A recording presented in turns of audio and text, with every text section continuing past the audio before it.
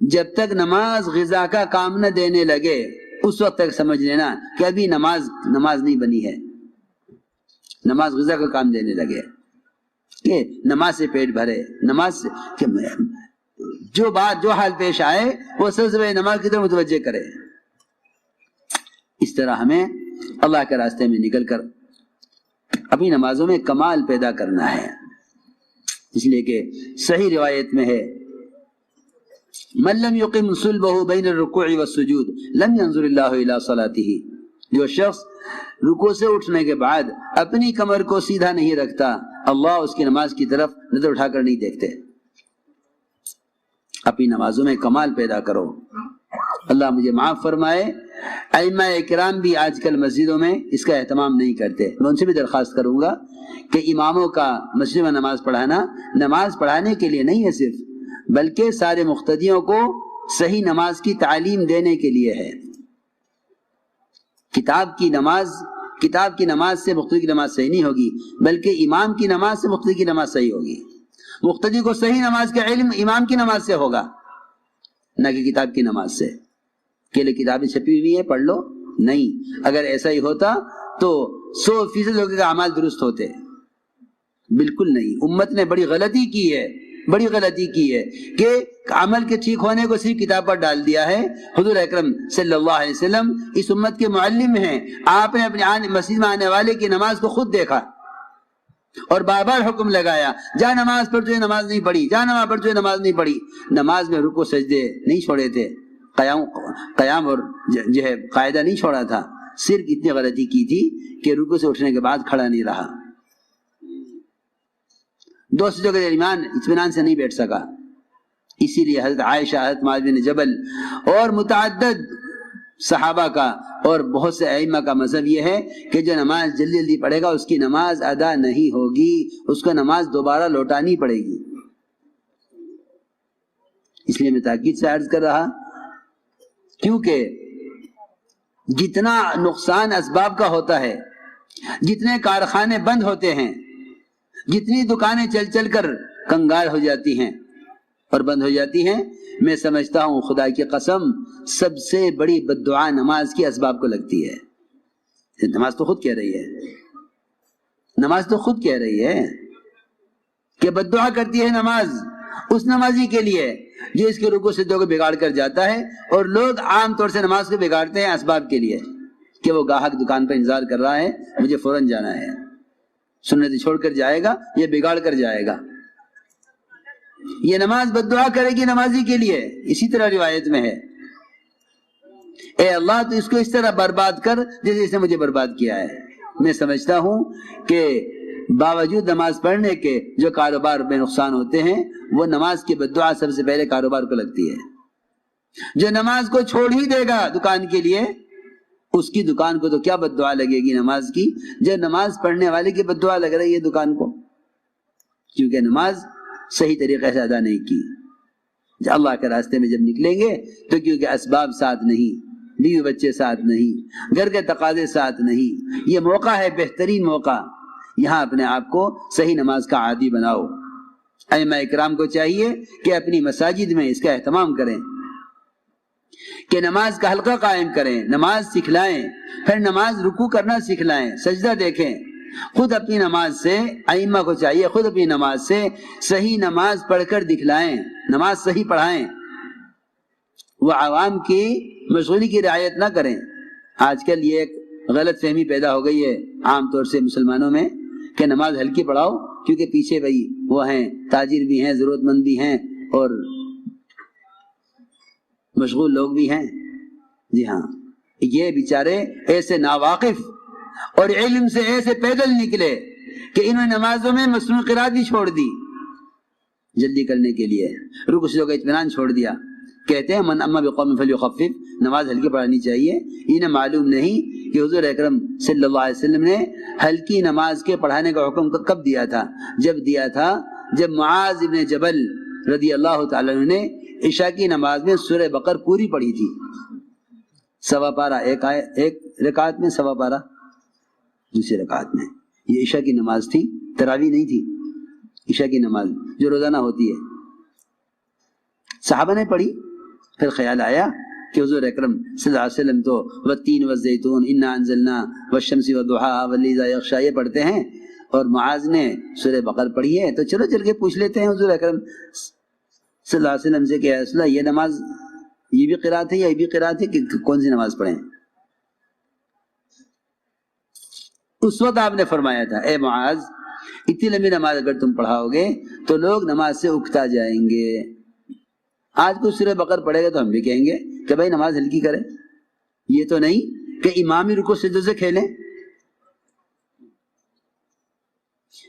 کتنی عجیب بات ہے، امام کی کوشش یہ نہیں رہی کہ مقتدی ایسی نماز پر آ جائیں، بلکہ مقتدی کی کوشش یہ ہے کہ امام ہماری چاہت کی نماز پڑھائے۔ اللہ مجھے معاف فرمائے، عوام میں نماز کا شوق نہیں۔ اگر کوئی اطمینان سے نماز پڑھاتا ہے تو عوام یہ سمجھتے ہیں کہ نماز یہ صحیح نہیں پڑھا رہا ہے، کیونکہ انہیں صحیح نماز کا خود علم نہیں ہے۔ مقتدی ناراض ہو جاتے امام سے۔ اس لیے کہہ رہا ہوں تبلیغ میں نکلنا کوئی چلا پلا کرنے کے لیے نہیں، بلکہ اپنے اسباب اپنے مشاغل سے نکلے اس لیے ہیں تاکہ مستقل عمل کے ماحول میں رہ کر عمل سے مناسبت پیدا کریں۔ لمبی لمبی نمازیں پڑھنے کی مشق کرو، سجدے میں سر رکھو اس یقین کے ساتھ کہ میرا سر رحمان کے قدموں کے درمیان رکھا ہوا ہے۔ تم بیوی کے سر میں گود میں سر رکھ کے لیٹے ہوئے ہو، کوئی آ جائے کتنی ناگواری ہوگی، کتنی ناگواری ہوگی کہ میں بیوی کی گود میں سر رکھ کے لیٹا ہوں، سکون سے لیٹا تھا۔ کوئی دروازہ کھٹکھٹا دے کیسا غصہ آئے گا، کیسی ناگواری ہوگی، یہ کیا وقت ہے آنے کا، یہ کون آ گیا اس وقت۔ اگر سجدے میں یقین کرو کہ میرا سر اللہ کے قدموں کے درمیان میں رکھا ہوا ہے تو جی چاہے گا اٹھانے کو، کیونکہ یقین ہی نہیں ہے۔ خبر نہیں امام صاحب کتنی مرتبہ سبحان ربی الاعلیٰ پڑھ رہے، اتنی دیر میں تو 2 سجدے ہو جاتے۔ نماز سے مناسبت نہیں رہی، نماز سے مناسبت ختم ہو گئی ہے۔ اس مناسبت کے پیدا کرنے کے لیے اللہ کے راستے میں نکالا جاتا ہے کہ نکلو اپنے مشاغل سے، اپنے اسباب سے، اپنی کمائی کے نقشوں سے نکلو باہر نکل کر مشق کرو صحیح نماز کی۔ اس طرح لمبے لمبے رکوع سجدے کرنے کا اپنے آپ کو عادی بناؤ۔ نفس کو کچلنا پڑے گا، اور نفس کے کچلنے کا سب سے زیادہ مؤثر عمل وہ رات کا قیام اور تہجد ہے۔ ہم جماعتوں میں نکلتے ہیں، میں نے کل بھی کہا مشورے والوں سے، میرا کبھی دل چاہتا ہے کہ ہمارا سارا اجتماع گاہ رات کو فجر کی اذان سے گھنٹہ بھر پہلے ایسی ہو جیسا دیکھنے والے سمجھے شاید مغرب کی نماز ہو رہی ہے، عشاء کی نماز ہو رہی، ایسے رات کو تہجد پڑھیں سب۔ ایسا تہجد کا منظر دیکھا، ہندا جیسی سنگ دل عورت حمزہ کا کلیجہ چبایا۔ اس منظر کو دیکھ کر ابو سفیان سے کہا ابو سفیان ایک طرف ہٹ جا، میں نے تو اسلام قبول کر لیا۔ رات کا صحابہ کی تہجد کا منظر جو میں نے دیکھا تو نے نہیں دیکھا۔ یہ تھا اصل کام۔ یہ صحابہ اس طرح اپنے آپ کو خروج کے زمانے میں اس طرح مقام پر رہتے ہوئے تہائی رات مسجد کے لیے ایک حصہ مسجد کو دیتے تھے۔ وہاں یہ نہیں کہ مسجد میں تالا لگا تو نماز ہو چکی۔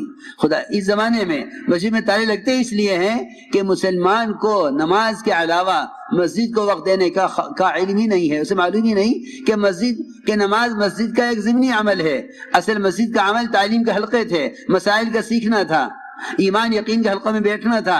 اس درمیان نماز کھڑی ہو جاتی تھی تو وعدوں کے یقین سے نماز پڑھتے تھے، مسائل کے دھیان سے نماز پڑھتے تھے۔ اس زمانے میں مسجد صرف نماز کے لیے رہ گئی ہے، یہی وجہ ہے کہ نماز پر جہالت غالب ہے، اور اکثر وقت مسجد اکثر وقت بند رہتی ہے۔ اگر کوئی تقاضا پیش آ جائے، کوئی مسافر گزرنے لگے تو اسے مسجد میں نماز کی جگہ نہیں ملتی کہ وہ تالا بند ہے کہ نماز ہو چکی جاؤ۔ حالانکہ ابن عباس فرماتے ہیں نماز ہو چکے فانتشروا فی الارض وابتغوا من فضل اللہ، نماز کے بعد پھیل جاؤ مسجد میں علم کے حلقوں میں۔ ابن عباس یہ فرماتے ہیں کہ اسے طلب علم مراد ہے، طلب رزق مراد نہیں ہے۔ میں تو اللہ سے دعائیں کرتا رہتا ہوں، کہتا رہتا ہوں کاش یہ ہمارے سال لگائے ہوئے بجائے اس کے کہ اگر کسی مدرسے میں تقرری ملے تو پڑھاویں ورنہ تجارت کر لیں۔ کتنی نکمے پن کی بات ہے۔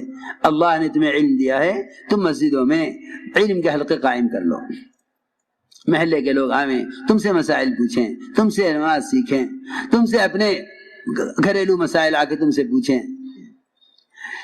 یوں دل چاہے کہ ہر مسجد مدرسہ بن جاوے،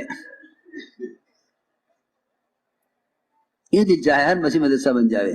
اتنے علماء فارغین ہیں، اگر ہر عالم معلم بن جاوے تو امت سے جہالت ختم ہو جاوے. جیسے ہر مالدار زکات دینے والا بن جاوے تو امت سے فقر ختم ہو جاوے.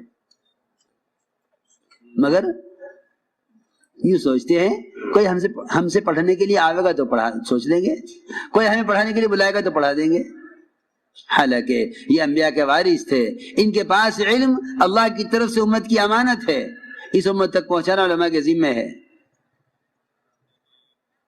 یہ تو نہیں کوئی گاہک آئے گا تو دکان کھول لیں گے.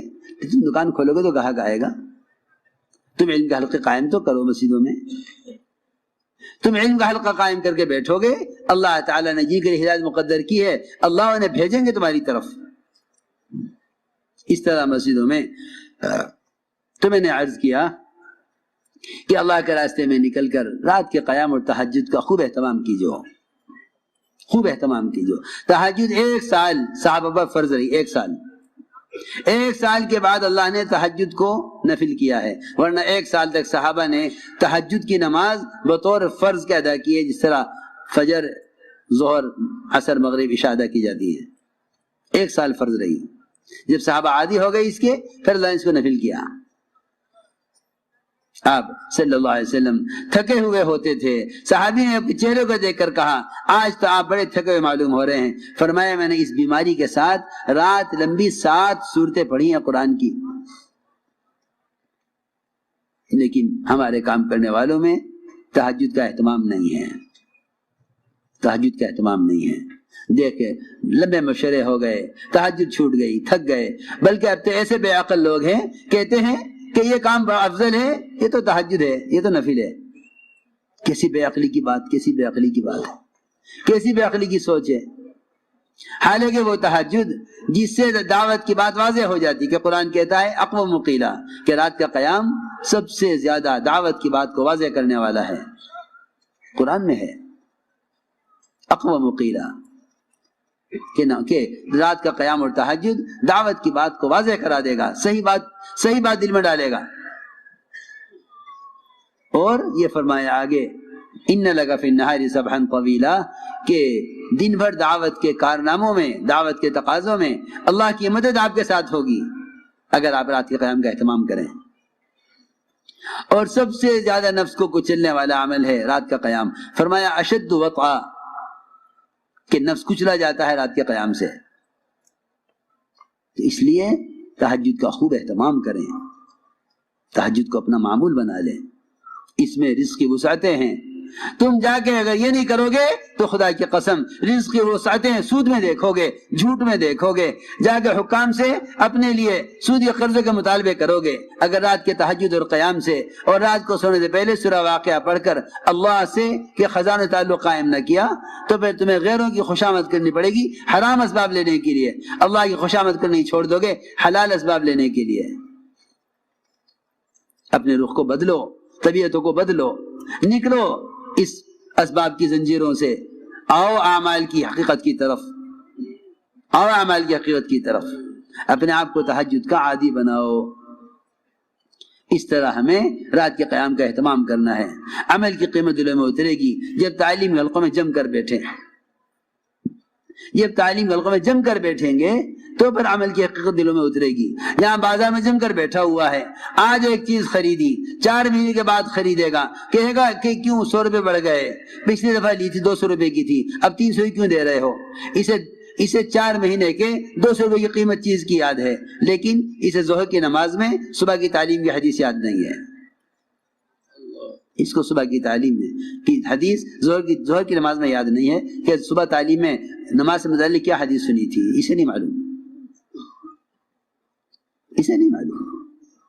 بازار میں بیٹھتے ہیں چوکنا ہو کر، تعلیم کے حلقے میں بیٹھتے ہیں غافل ہو کر، نہیں معلوم. اعمال میں احتساب پیدا کرنے کے لیے تعلیم کے حلقے ہیں، صبح شام تعلیم کے حلقے ہیں، اور تعلیم کے حلقے ہی ایمان کے حلقے ہیں کہ اللہ کے وعدوں کا یقین دلوں میں تازہ ہو. یہ تعلیم کا مقصد تھا. اس لیے جتنی جماعت اللہ کے راستے میں نکل رہی ہیں یہ صبح کی تعلیم میں 3 عمل کریں گی. پہلا عمل کتابی تعلیم جس میں منتخب احادیث ہی پڑھی جائے گی. صبح کی تعلیم میں منتخب احادیث تعلیم ہو.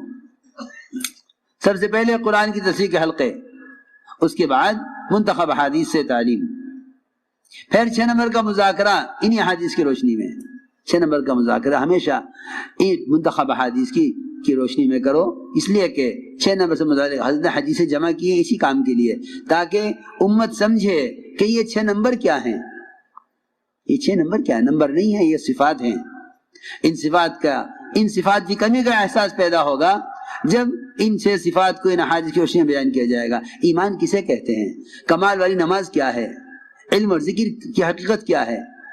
حضور اکرم صلی اللہ علیہ وسلم نے اپنی احادیث سے ان صفات کی حقیقت بتلائی ہے. ہم اگر ان صفات کو بیان کریں گے تو ہمارے اندر ان صفات کے پیدا کرنے کا فکر پیدا ہوگا.